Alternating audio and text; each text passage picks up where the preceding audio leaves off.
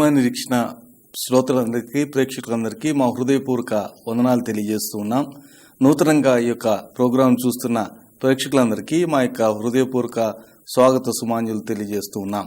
గత పాఠం ద్వారా ఎంతమంది అయితే ఆత్మీయ మేలు ఆశీర్వాదాలు పొందారో, వారి యొక్క స్పందనలు తెలియజేశారో వారందరికీ మా ప్రత్యేక వందనాలు, దేవునికి స్తోత్రాలు తెలియజేస్తూ ఉన్నాం.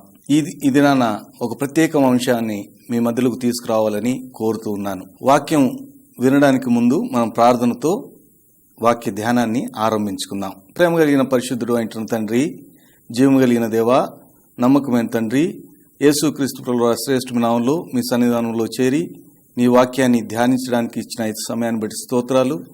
మీ యొక్క ఆలోచన చేత నడిపించండి, మీ యొక్క కృపచేత మమ్మలను నడిపించండి. మీ ఆలోచనలు, మీ తలంపులను స్థిరపరచండి.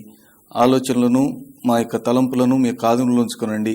కేవలం నీ యొక్క వాక్యంపై మాత్రమే మా దృష్టి, మా యొక్క ఆలోచనలు కేంద్రీకరించడానికి సహాయపడమని మీ చేతులకు మమ్మల్ని అప్పచెప్పుకుంటూ, వాక్యాన్ని అప్పచెప్పుకుంటూ యేసుక్రీస్తు ప్రభువు శ్రేష్ఠ నామములో ప్రార్థించి స్తోత్రంతో వేడుకుంటున్నాము తండ్రి, ఆమెన్.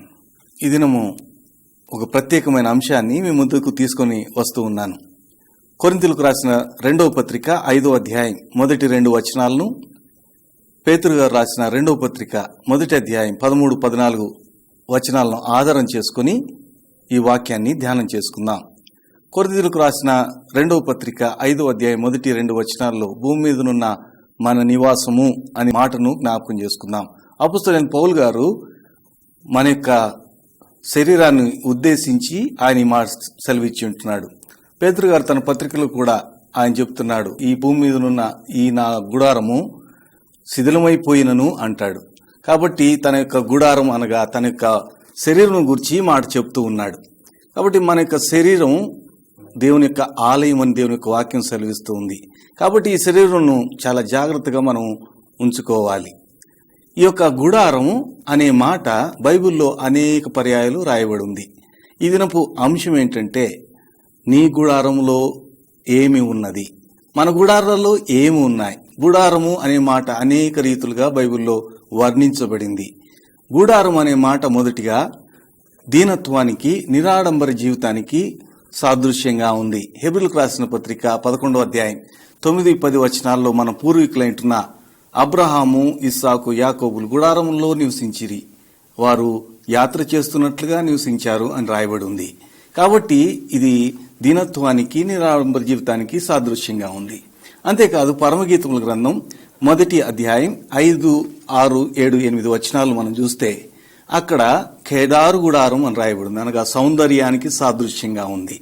తర్వాత మనము లేవీకాండం 23వ అధ్యాయం 14వ వచనం చూస్తే దేవుని సన్నిధికి సాదృశ్యంగా ఉంది. యెషయా గ్రంథం 38, 12 వచనం మరియు 40వ అధ్యాయం 22వ వచనం ప్రకారంగా అది మన శరీరానికి సాదృశ్యంగా ఉంది. కాబట్టి ఈ గుడారం అనే అంశం ఎంతో ప్రాముఖ్యమైనదిగా మనం భావించాలి. కాబట్టి కొన్ని గుడారాలు ఉన్నాయి, ఆ గుడారాల్లో కొంతమంది నివసించారు. వారి యొక్క జీవితాలు ఎట్లా ఉన్నాయో మనం ధ్యానం చేసుకుందాం. మొదటిగా నోవహు గుడారం.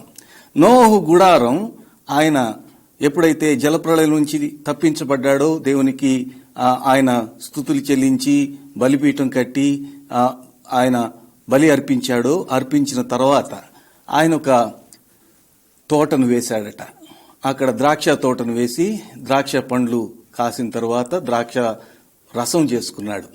ఆ రసం చేసుకుని ఎన్ని నాళ్ళైందో తెలియదు, కానీ అది ఫర్మెంటేషన్ వల్ల లేక పులిసిపోవడం ద్వారా అది ద్రాక్ష రసం, దానిలో మత్తు వచ్చింది. అప్పుడు ఆయన ఆ యొక్క ద్రాక్ష రసాన్ని సేవించి మత్తుగా ఉన్నాడు అని వ్రాయబడి ఉంది. కాబట్టి మత్తుగా నిండిన ఆ యొక్క నోవహు ఆ గుడారంలో పండుకున్నట్లుగా చూస్తున్నాం. కనాను ఆయన దిగంబరుడుగా ఉండటం చూచి తన సహోదరులకు చెప్పినట్టుగా చూస్తాం. అంటే ఈ యొక్క నోవహు తెలియకుండా మత్తులోనికి వెళ్ళినాడు. ఎందుకంటే ఆ దినాలు నోవహు జలప్రళయంకు ముందు అక్కడ దేవుడు వర్షాన్ని కురిపించలేదు. అందుకనే నోవహు సువార్తను ప్రకటించినప్పుడు ఎవరు కూడా నమ్మలేదు జలప్రళయం వస్తుందని. ఈ దినాలు కూడా దేవుడు భూమిని నాశనం చేయబోతున్నాడని చెప్తే ఇది ఒక కట్టు కథగా అనుకుంటున్నారు ప్రజలందరూ. అయితే ఆ దినాల్లో కూడా ఆ విధంగా అనుకున్నారు. ఎందుకు అనుకున్నారంటే ఆ యొక్క వర్షం కురిపించబడలేదు కాబట్టి. దేవుడు ఆవిరిని పైకి ఎక్కజేశాడని ఆదికాండం 2వ అధ్యాయంలో మనం చూస్తాం. కాబట్టి ఆ యొక్క ఏదైనా తోటలో మాత్రమే నది ఉంది. ఆ నది నీటి బుగ్గగా అది భూమిలో నుంచి వచ్చిన నీరు ఆ యొక్క నదిగా మార్చబడింది. కాబట్టి జలప్రళయం తర్వాత దేవుడు ఈ యొక్క వాతావరణాన్ని మార్చినాడు. ఆయన వర్షం కురినట్లుగా మేఘాలను చేశాడు. ఈ విధంగా వాతావరణంలో మార్పు కలిగింది. కాబట్టి ఇది ఎరగని నోహు మొదట్లో ఉన్నట్లే అనుకున్నాడు, ద్రాక్షరసం మత్తుగా అవదనుకున్నాడు. అది ఎప్పుడైతే అతను సేవించాడు మత్తు అయ్యాడు. ఈ దినాల్లో కూడా అనేకులు మత్తు మందులు తీసుకుంటూ ఈ యొక్క మత్తు పదార్థాలపై వారు ఆసక్తిని చూపిస్తూ మత్తులో ఉంటున్నారు. నీ గుడార పరిస్థితి ఏంటి? నీ శరీరం పరిస్థితి ఏంటి? దేవుని ఆలయం అని ఎరిగావా? నీ జీవితంలో ఎందుకు మత్తుకు ప్రథమ స్థానం ఇస్తున్నావు? దేవునికి ప్రథమ స్థానం ఇవ్వాలి, కానీ మత్తుతో నిండిపోయి నీవు నీ జీవితాన్ని నాశనం చేసుకుంటున్నావు. ప్రియ సహోదరుడా, ప్రియ సహోదరి, దేవుడు నీతో మాట్లాడుతున్నాడు. నీ జీవితంలో నోహులాగా మత్తుతో నిండిన గుడారంగా నీ జీవితం ఉందా? రెండవ గుడారం లోతు గుడారం. అబ్రహామును దేవుడు పిలిచాడు, తాను చూపించబోయే దేశానికి వెళ్ళమన్నాడు. అబ్రహాముతో పాటుగా లోతు బయలుదేరాడు. ఆ విధంగా లోతు కలిసి అబ్రహాముతో కొంత దూరం ప్రయాణించాడు. తర్వాత ఏం జరిగిందంటే అబ్రహాం కాపర్లకు లోతు కాపర్లకు కలహం ఏర్పడింది. కాబట్టి ఆ యొక్క కలహ కారణం చేత ఆ లోతు అబ్రహాం నుంచి విడిపోవడానికి నిశ్చయించుకున్నాడు. కాబట్టి ఈ గుడారం కలహంతో నిండింది. నీ యొక్క జీవితంలో కలహం వలన ఎంత గొప్ప నష్టాన్ని తెచ్చుకుంటావో ఒక్కసారి ఆలోచించవలసిందిగా దేవుని పక్షాన మనం చేస్తున్నాను. లోతు గుడారంలో కలహం ఉండటి చేత విడిపోయారు. విడిపోయి లోతు సొదొమ గొమొర్రా పక్కన ఆయన గుడారం వేసుకున్నాడు. సొదొమ దేవుడు నాశనం చేయకమునుపు యెహోవా తోట వలె ఉంది. అయితే ఎప్పుడైతే అక్కడ ఆ లోతు అక్కడ ప్రవేశించాడో, లోతు సొదొమలోకి వెళ్ళలేదు, కానీ సొదొమ దగ్గర గుడారం వేసుకున్నాడు. అంతవరకు బాగానే ఉంది. తర్వాత ఆ సొదొమ గవిని కూర్చున్నట్లుగా చూస్తున్నాం, అనగా పెద్దగా మార్చబడ్డాడు. తర్వాత అక్కడ ఇల్లు కట్టుకున్నట్టుగా మనం చూస్తాం. కాబట్టి ఆయన ఇంటిలో నివసించాడు. ఆయన గుడారం నుండి ఇంటికి వచ్చాడు. ఆదికాండం 19వ అధ్యాయం 30వ వచనంలో చూస్తే ఆయన గుహలోనికి ప్రవేశించాడు. తన యొక్క జీవితంలో దౌర్భాగ్యపు స్థితి అతను ఎదుర్కొన్నట్టుగా చూస్తాం. అక్కడ సొదొమ దేవుడు నాశనం చేయక మునుపు ఈ దేవదూతలు ఆయన తీసుకుని బయటికి తీసుకుని వచ్చారు. నీవు పర్వతానికి వెళ్ళమని వాళ్ళు సెలవిచ్చినప్పుడు లోతు పారిపోతూ ఉన్నప్పుడు ఆయన అన్నాడు, నేను ఆ యొక్క చిన్న ఊరికి నేను వెళ్తానన్నప్పుడు వెళ్ళమని ఆ యొక్క దేవదూతలు చెప్పినప్పుడు అక్కడికి వెళ్ళాడు. అక్కడికి వెళ్ళిన తర్వాత అక్కడ జరిగింది ఏంటంటే ఆయన ఒక గుహలో నివాసం ఏర్పరచుకున్నట్టుగా చూస్తాం. అప్పుడు తన యొక్క కుమార్తెలతో పాపం చేయడం ద్వారా అక్రమ సంతానానికి ఆయన మూల పురుషుడయ్యాడు. ఎంత భయంకరమైన పరిస్థితి చూడండి. గుడారమైన నిడారంబర జీవితం నుండి సుఖానికి అలవాటు పడిన లోతు సర్వనాశనానికి తాను లోనైపోయినట్టుగా మనం చూస్తాం. కాబట్టి ప్రియ సహోదరి, ప్రియ సహోదరుడా, నీ జీవితంలో కలహంతో నిండిన నీ జీవితం ఎంత దౌర్భాగ్యపు స్థితికి తీసుకుని వెళ్తుందో ఒకసారి ఆలోచించు. ఎంతమందితో నువ్వు జగడమాడతావు? ప్రియ సహోదరుడా, ప్రియ సహోదరి, నీ జీవితాన్ని దేవుడు చూస్తూ ఉన్నాడు. మూడవ గుడారం ఏంటంటే రాహేలు గుడారం. యాకోబు అంత సంపాదించుకున్నాడు, తన మామను మోసం చేసి అంత సంపాదించుకొని మామ నుండి పారిపోతూ ఉన్నాడు. పారిపోయినప్పుడు గిలాదు కొండ దగ్గరకు వచ్చారు. అప్పుడు యాకోబు మరియు రాహేలు తన యొక్క భార్యలందరూ గుడారాలు వేసుకుని నివసించారు. రాహేలు గుడారంలో విగ్రహాలున్నాయి. తన తండ్రి యొక్క గృహదేవతలను తాను తీసుకుని వచ్చి ఆమె గుడారంలో దాచిపెట్టింది.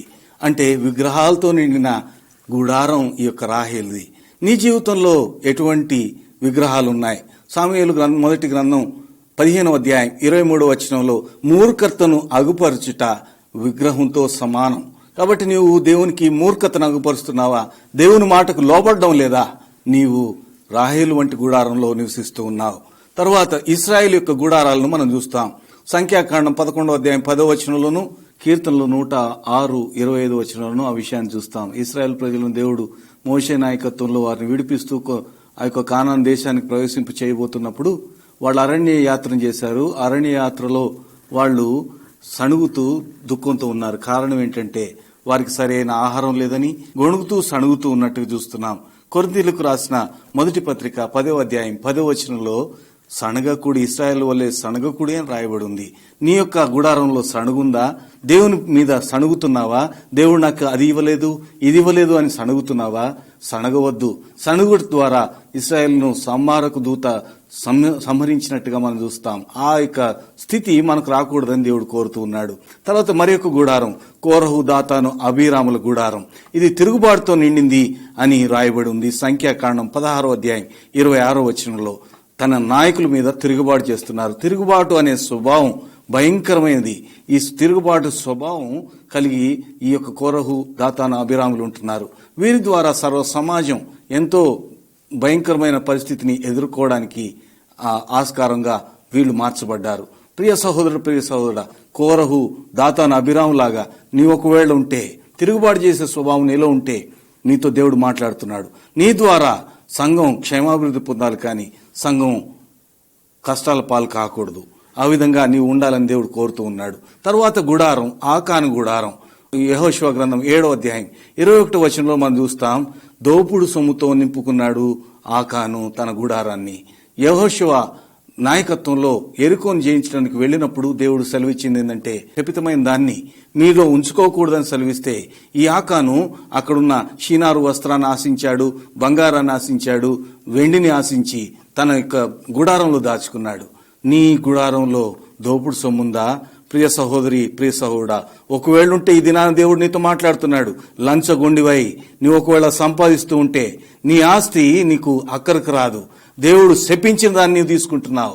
ప్రియ సహోదరి, ప్రియ సహోదరుడా, శపించిన దేనినైనా నీ జీవితంలో ఉంచుకుంటే, శపితమైంది ఏదైనా నీ జీవితంలో ఉంటే ఆకాను వంటి ఈ యొక్క పరిస్థితిని నీవు ఎదుర్కోవాల్సి వస్తుందని ఎంతో విచారకరమైన హృదయంతో నేను చెప్తున్నాను. కాబట్టి ఆకాను గుడారంలో ఉన్న దోపుడు సొమ్ము లాంటిది నీలో ఉందా? శపితమైంది ఉందా? ఒకసారి పరీక్షించుకో. కాబట్టి ఈ విధంగా ఉంటే ఏం చేయాలంటే, ఆ గుడారంలో ఆ సంహారకుణ్ణి, ఆ సైతాను యొక్క శక్తిని యేసు నామములో, యేసు రక్తం ద్వారా నీవు చంపివేయాలి. యాయేలు అనే ఆమె తన గుడారంలో సిసేరాను చంపివేసింది. ఆ విధంగా న్యాయాధిపతుల గ్రంథం 4వ అధ్యాయం 17 నుండి 20 వచనాల్లో చూస్తే, అక్కడ కానాను రాజు యొక్క సైన్యాధిపతి సిసెరా ఇశ్రాయేలు మీద ఆయన యుద్ధం చేసినప్పుడు వాడు యాయేలు గుడారంలో దాక్కున్నాడు. అప్పుడు యాయేలు ఆ యొక్క గుడారపు యొక్క మేకును తీసుకొని ఆ యొక్క సిసెరా కణతలో కొట్టగా చనిపోయాడు. ఆ విధంగా యేసు ప్రభు రక్తం నీ యొక్క జీవితంలో ప్రోక్షించబడినట్లయితే నీ యొక్క జీవితంలో ఉంటున్న ఇటువంటి చెడు లక్షణాలన్నీ తొలగిపోతాయి. మత్తుతో ఒకవేళ నీ గుడారం నిండి ఉంటే మత్తు నుండి తొలగించబడుతుంది. కలహంతో నీ యొక్క గుడారం నిండి ఉంటే కలహాన్ని తీసివేస్తాడు. అంతేకాదు, విగ్రహాలతో, వ్యాపారంతో నీ జీవితం నిండి ఉంటే దేవుడు దాని నుండి విడుదల కలిగిస్తాడు. దుఃఖంతో ఒకవేళ సణుగులతో నీ జీవితం ఉంటే దాని నుండి విడుదల కలిగిస్తాడు.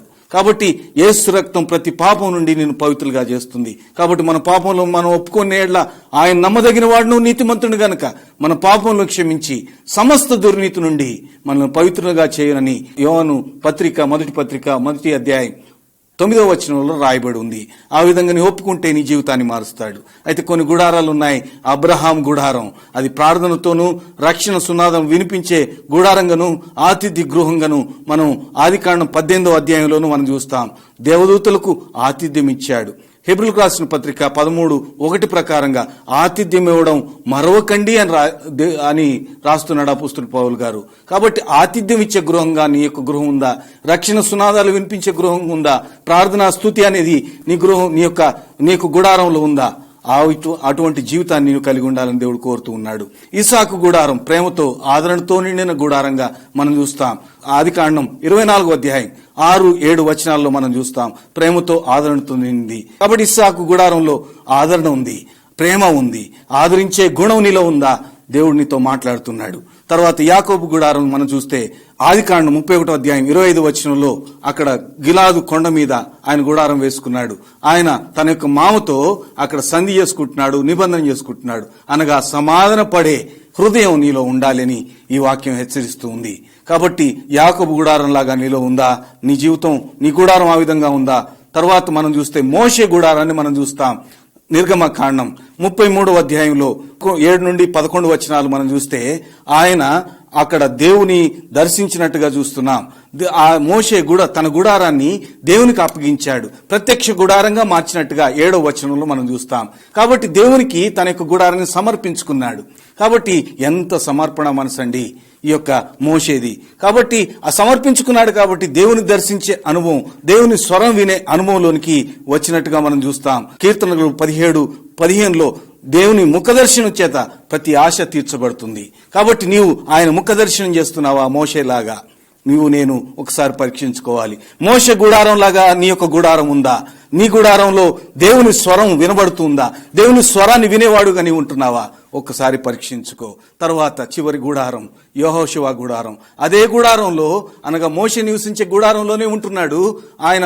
నిర్గమకాండం 33:11 ఆయన మోషే బయటికి వస్తున్నాడు, కానీ అతను విధేయతతో ప్రార్థించే అనుభవం కలిగి ఆయన ఉన్నట్టుగా చూస్తున్నాం. ఆయన గుడారంలోంచి బయటికి రాలేదన్న మాటను చూస్తాం. కాబట్టి ప్రార్థనాపరుడుగా ఉంటున్న యెహోషువ మనకెంతో మాదిరికరంగా ఉంటున్నాడు. కాబట్టి నీ జీవితంలో నీ గుడారం ఏ విధంగా ఉంది? యెషయా గ్రంథం 54:2 నీ గుడార స్థలమును విశాలపరచుము, నీ నివాస స్థలముల తెరలు నిరాటంకంగా సాగనిమ్ము, నీ త్రాళ్లను పొడుగు చేయుము, నీ మేకులను దిగొట్టుము అని వ్రాయబడి ఉంది. నీ గుడారపు స్థలం విశాలం చేయాలనగా ప్రార్థనా జీవితం, స్తుతి జీవితం, సమర్పణ జీవితం, దేవునికి ఉపయోగపడే విధేయత కలిగిన జీవితం, దేవుని స్వరాన్ని వినే జీవితం విశాలపరచబడాలి. ఇంకా నీవు పైమెట్లోనికి ఎదగాలి.